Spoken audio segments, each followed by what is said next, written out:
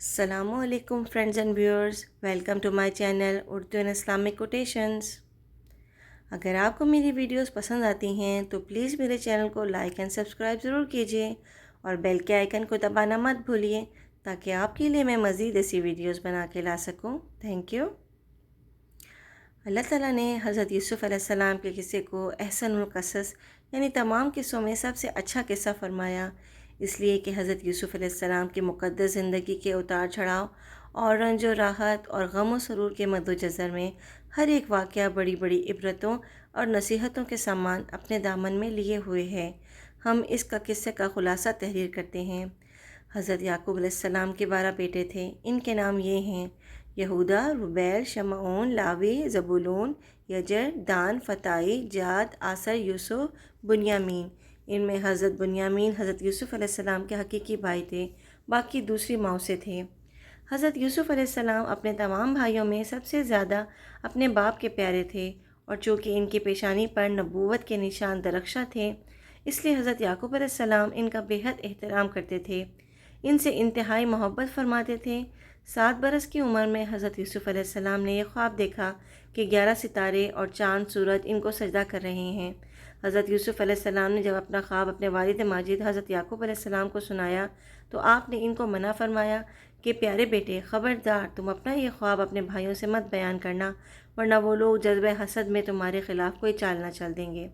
چنانچہ ایسا ہی ہوا کہ ان کے بھائیوں کو ان پر حسد ہونے لگا، یہاں تک کہ سب بھائیوں نے آپس میں مشورہ کیا کہ ان کو کس طرح گھر سے لے جا کر جنگل کے کنویں میں ڈال دیا جائے۔ اس منصوبے کی تکمیل کے لیے سب بھائی جمع ہو کر حضرت یعقوب علیہ السلام کے پاس گئے اور بہت اصرار کر کے شکار اور تفریح کا بہانہ بنا کر ان کو گھر سے کندھوں پر بٹھا کر لے چلے، لیکن جنگل میں پہنچ کر دشمنی کے جوش میں ان کو زمین پر پٹک دیا اور سب نے بہت زیادہ مارا۔ پھر ان کا کرتا اتار کر اور ہاتھ پاؤں باندھ کر ایک گہرے اندھیرے کنویں میں گرا دیا، لیکن فوراً ہی حضرت جبرائیل علیہ السلام نے کنویں میں تشریف لا کر ان کو غرق ہونے سے اس طرح بچا لیا کہ ان کو ایک پتھر پر بٹھا دیا جو اس کنویں میں تھا، اور ہاتھ پاؤں کھول کر تسلی دیتے ہوئے ان کا خوف و ہراس دور کر دیا، اور گھر سے چلتے وقت حضرت یعقوب علیہ السلام نے حضرت یوسف علیہ السلام کا جو کرتا تعویذ بنا کر آپ کے گلے میں ڈال دیا تھا وہ نکال کر انہیں پہنا دیا۔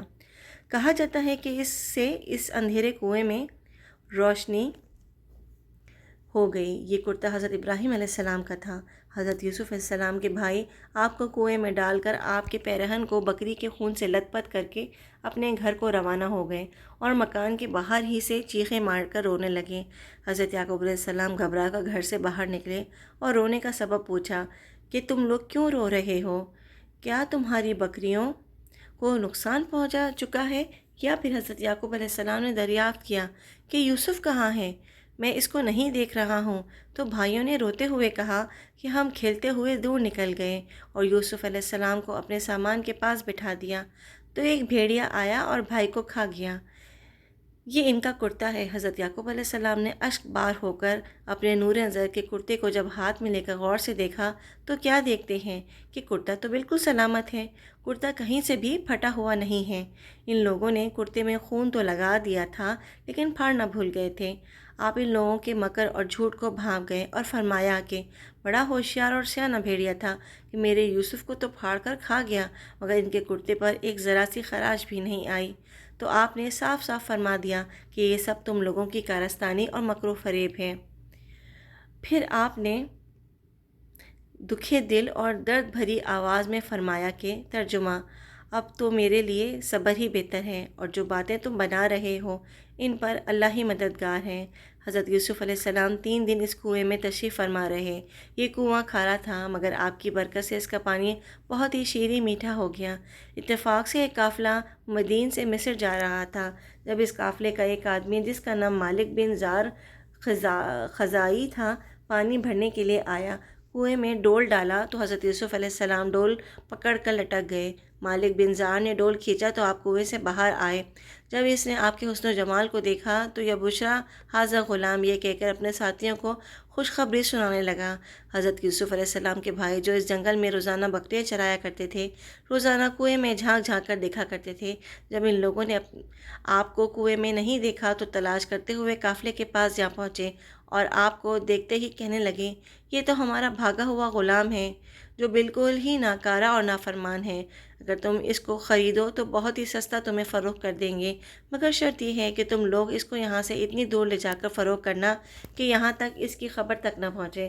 حضرت یوسف علیہ السلام بھائیوں سے خوف سے خاموش کھڑے رہے اور ایک لفظ بھی نہ بولے۔ پھر ان کے بھائیوں نے ان کو مالک بن زار کے ہاتھوں 20 درہم میں فروخت کر دیا۔ مالک بن زار نے ان کو خرید کر مصر کے بازار کا رخ کیا اور بازار میں ان کو فروخت کرنے کا اعلان کیا۔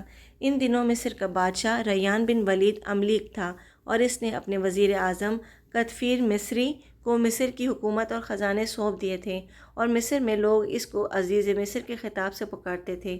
جب عزیز مصر کو معلوم ہوا کہ بازار مصر میں ایک بہت ہی خوبصورت غلام فروخت کے لیے لایا گیا ہے اور لوگ اس کی خریداری کے لیے بڑی بڑی رقمیں لے کر بازار میں جمع ہو گئے، اور عزیز مصر نے حضرت یوسف علیہ السلام کے وزن کے برابر سونا اور اتنی ہی چاندی اور اتنا ہی مشک، اتنے ہی حریر قیمت دے کر خرید لیا، اور گھر لے جا کر اپنی بیوی زلیخا سے کہا کہ اس غلام کو نہایت ہی اعزاز و اکرام کے ساتھ رکھو۔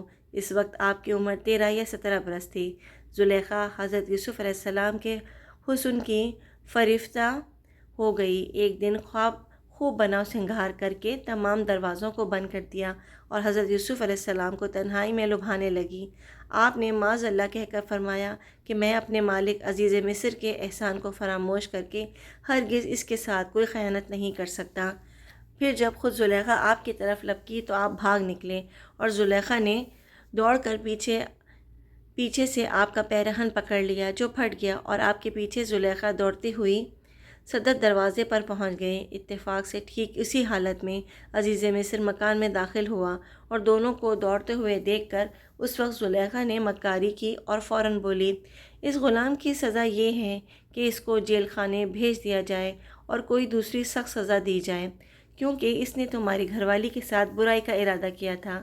حضرت یوسف علیہ السلام نے فرمایا، عزیز مصر یہ بالکل غلط بیانی کر رہی ہے، اس نے خود مجھے لبھایا، میں اس سے بچنے کے لیے بھاگا تو اس نے میرا پیچھا کیا۔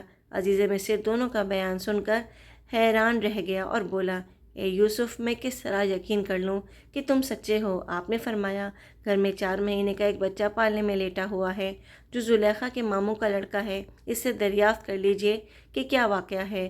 عزیز مصر نے کہا، بھلا 4 ماہ کا بچہ کیا جانے اور وہ کیسے بولے گا؟ آپ نے فرمایا، اللہ اس کو ضرور میری بے گناہی کی شہادت دینے کی قدرت عطا فرمائے گا، کیونکہ میں بے قصور ہوں۔ چنانچہ عزیز مصر نے اس بچے سے پوچھا تو اس نے بچے نے آواز بلند فصیح زبان میں کہا، ترجمہ، اگر یوسف کی قمیض سامنے کی طرف سے پھٹی ہو تو عورت سچ کہتی ہے اور وہ جھوٹے ہیں، اگر ان کی قمیض پیچھے کی طرف سے پھٹی ہے تو عورت جھوٹ بولتی ہے اور یہ سچے ہیں۔ بچے کی زبان سے عزیز مصر نے یہ شہادت سن کر جو دیکھا تو ان کا کرتا پیچھے سے پھٹا ہوا تھا، تو اس وقت عزیز مصر نے حضرت یوسف علیہ السلام کی بے گناہی کا اعلان کرتے ہوئے یہ کہا۔ پھر جب شوہر نے دیکھا کہ ان کی قمیض پیچھے سے تھی، شہر کی معزز عورتوں میں اس واقعے کا چرچا ہونے لگا، کہنے لگیں کہ عزیز مصر کی بیوی اپنے غلام کو ورغلانا چاہتی تھی، یہ کتنی حیرت انگیز بات ہے۔ جب زلیخا نے یہ بات سنی تو ان عورتوں کو دعوت بھیجی اور پھل وغیرہ ان کے سامنے رکھے اور ایک چھری پکڑوا دی، اور حضرت یوسف علیہ السلام سے کہا کہ ذرا ان کے سامنے آئیے۔